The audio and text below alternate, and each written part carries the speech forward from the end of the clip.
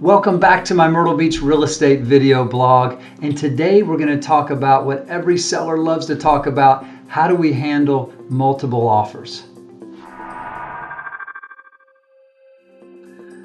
Okay, so when I'm representing a seller and I have the privilege of presenting multiple offers to this seller on my listing on their property, by the way, that's the best case scenario. That's what every seller wants. And so here's exactly how I coach my client, my seller client, on how to handle a multiple offer situation.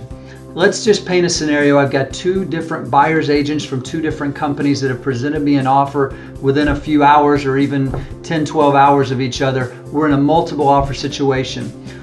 When I go back to my seller, I tell them we have multiple offers. This is what we want to do though.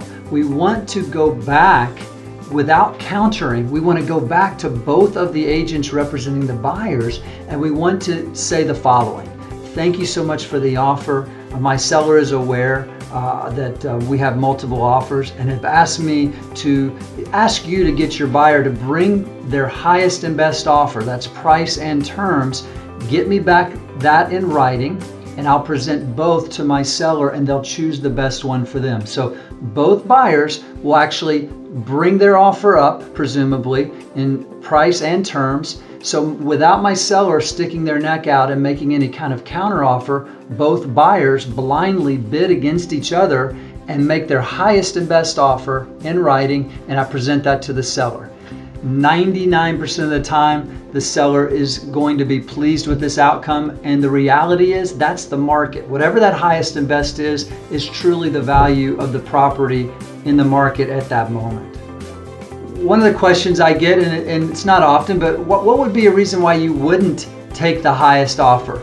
I think when you look at an offer as a seller, you have to look not only at price, but you look at terms, you look at financing. I mean, are they paying cash? Is it a quick closing? If I'm a seller and the property is vacant, if I've got a 30-day close versus a 60 to 90-day close on the other offer that's VA, and maybe or there's financing and there's always a little risk there, then I may be inclined to take a little less from the cash quick closing because I'm eliminating my negative cash flow. So there are times when maybe a seller will take a little bit less because the terms are better, or there's less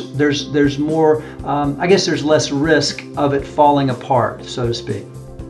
Now let's put the shoe on the other foot and say I'm representing a buyer and we make an offer on a property, and then we discover, oh boy, there's another offer on the table, and now we're instructed to make our highest and best, or we know we're competing now. So what's my advice to that buyer? So a couple of things. Number one, it always boils down to motivation.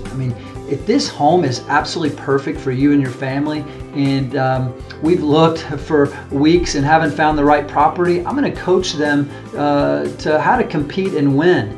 You want to improve the terms. You want to try to tighten up any inspections or closing dates. If you can put more down, obviously we've already presented a pre-qualification letter, but you want to even pay a little bit more, yes, a little bit more than you wanted to pay if you know this is a home that you're going to be in for a while. My first home sale ever, we ended up paying a little bit more representing the buyer than the home was probably worth in that moment, but they loved the house. They ended up staying there for 15 years.